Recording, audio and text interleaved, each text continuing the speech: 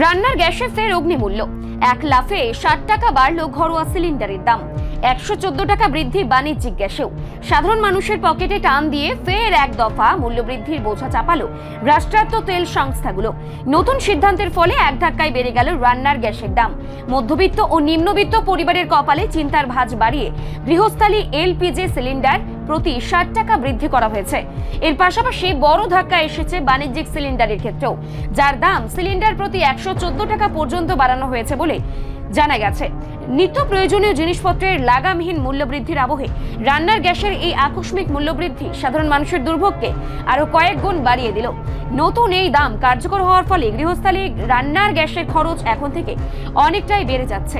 আগে যেখানে একটি ঘরোয়া এলপিজি সিলিন্ডারের দাম ছিল 978 টাকা 40 পয়সা, এখন তা বেড়ে দাঁড়িয়েছে 1038 টাকায়। অর্থাৎ প্রতিটি সিলিন্ডারে গ্রাহকদের অতিরিক্ত 60 টাকা গুনতে হবে।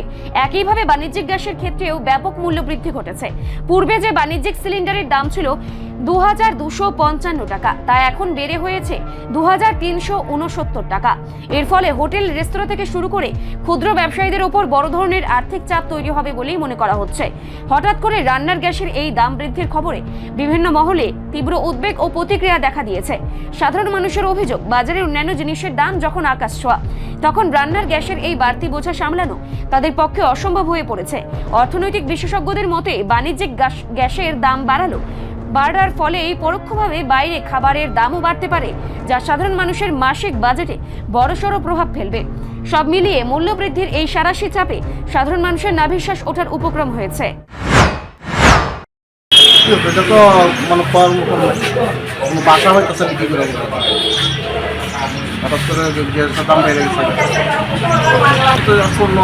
978 টাকা চলছে এখন। কোথা 1040 টাকা বললাম, প্রায় 5 টাকা। কত পার্সেন্ট জনসাধারণত 5 টাকা।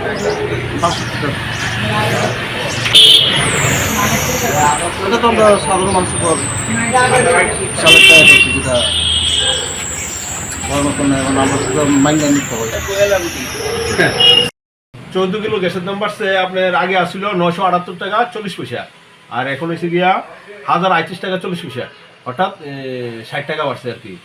আর বাণিজ্যিক গ্যাস এটা বাড়ছে আপনার 114 টাকা, আগে আসছিল 2255, আর এখন এসে 2369 টাকা। রিপোর্ট সংবাদ প্রতীক্ষা।